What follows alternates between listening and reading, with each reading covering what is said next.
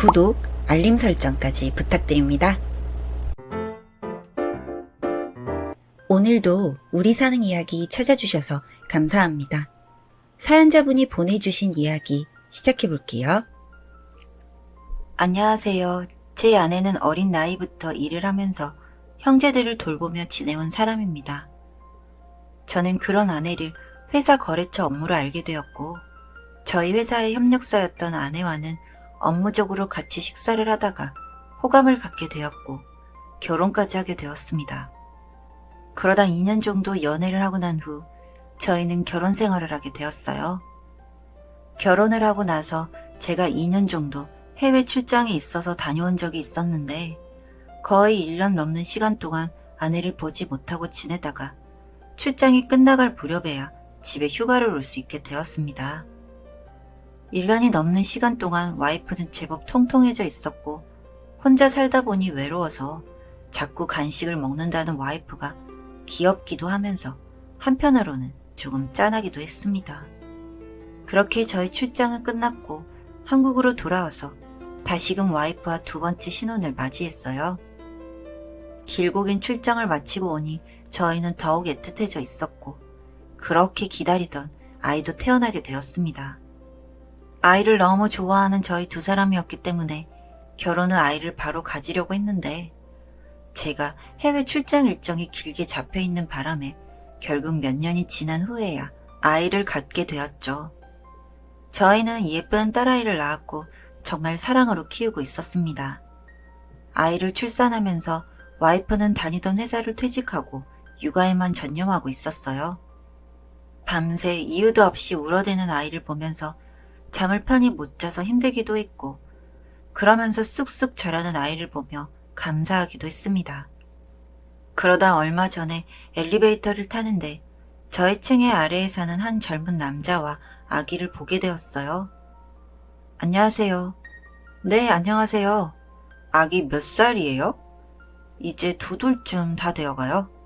아, 저희는 이제 돌 다 돼가는데 반가워요. 혼자 아기를 안고 있는 이웃 주민들에게 저는 반갑게 인사를 했고 마침 아기를 키우는 비슷한 처지라서 동질감이 느껴졌습니다.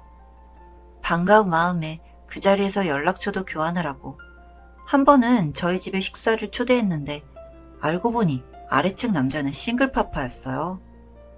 와이프는 결혼도 하기 전에 아기만 낳고 도망치듯 사라져버려서 결국 혼자서 키우고 있다고 하면서 아이를 바라보는데 정말 눈에서 꿀이 뚝뚝 떨어지더라고요. 둘 다 딸아이이기도 하고 친하게 지내자고 하며 같이 맥주를 먹고 있었고 와이프는 두 아기를 케어하고 있었습니다. 그날 이후 저희는 같은 어린이집에 아이들을 보내고 저녁에 같이 유모차를 끌고서 산책도 가는 등 친한 친구로 지내게 되었습니다. 그렇게 몇 년이 흘렀고 두 아이는 같은 유치원에 다니게 되었습니다. 아파트 단지 앞에 있는 유치원이라 저희 아파트 입주민들은 대부분 그 유치원에 보냈어서 학부모들끼리도 잘 알고 지냈어요. 하루는 제가 휴무를 쓰고 아이를 데리러 갔는데 유치원 선생님이 어리둥절해 하더라고요. 누구 데리러 오셨다고요? 김지연이요. 지연이 아버님은? 잠시만요. 안에서 잠시 이야기를 나누는 것 같더니 곧 아이와 함께 나왔고 저에게 늘 다른 남자와 함께 와서 착각을 했다고 하더라고요. 그리고 그런 지연이의 손을 꼭 잡고 있는 아래층 남자 아이도 보였습니다. 생각해보니 집에서 프리랜서 일을 하는 아래층 남자와 함께 아내가 아이를 늘 데리러 왔던 것 같아요. 그렇게 저희 아이만 데리고 집으로 돌아갔고 얼마 뒤 볼일을 보러 나갔던 와이프가 집에 돌아왔습니다. 여보, 지연이 데리러 갈 때 밑에 층 남자랑 같이 다녀? 건우 씨도 데리러 가는 시간이 비슷해서 자주 같이 다니긴 했지. 그리고 애들이 워낙 친하잖아. 아, 그래? 오늘 내가 갔더니 애 아빠인 줄도 모르고 어찌나 경계를 하던지. 어머, 그런 일이 있었어? 그래도 유치원 선생님들이 너무 무신경하시네. 유치원 일은 지나가는 해프닝처럼 잊혀져 가고 있었고 저는 근무를 하면서 아내가 보내준 아이의 사진을 보고 있었습니다. 그러다 한 사진 속에서 이상한 것을 보게 되었는데 분명 저희 집 소파와 거실 매트였는데 모서리 쪽으로 저희 집의 물건이 아닌 책상 같은 게 찍혀 있었고, 이것저것 자세히 사진들을 찾아보니 분명 몇 개의 사진에서 이상한 정황이 보였습니다.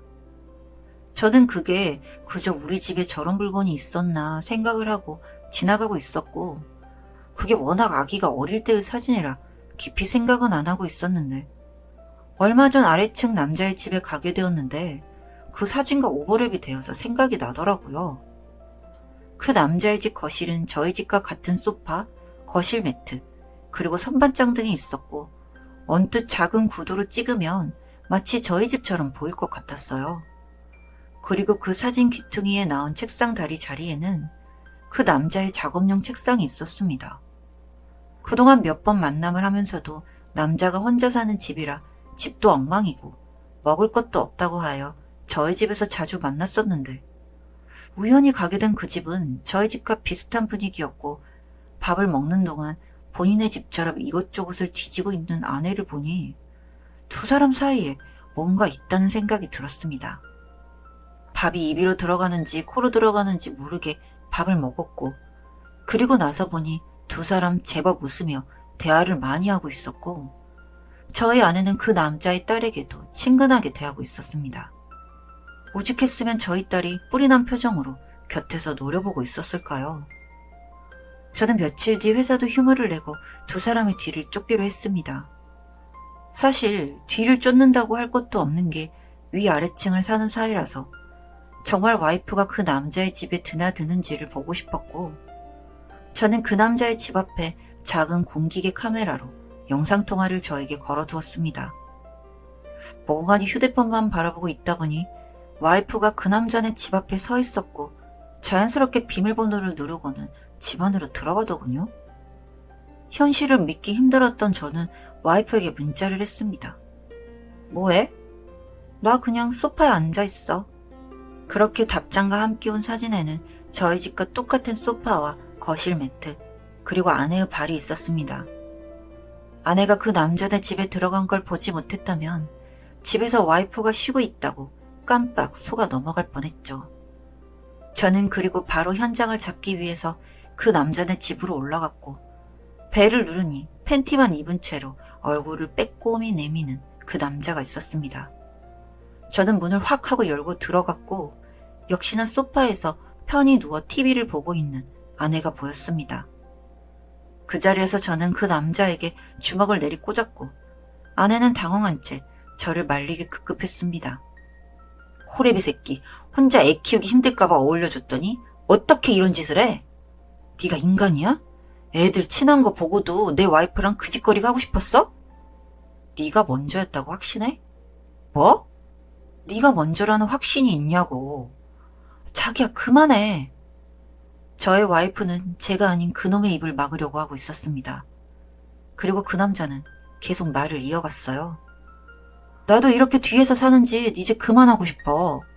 자기야, 나랑 얘기해, 그만. 형보다 내가 먼저 이 여자 알았고 먼저 만나고 있었어. 알아들어?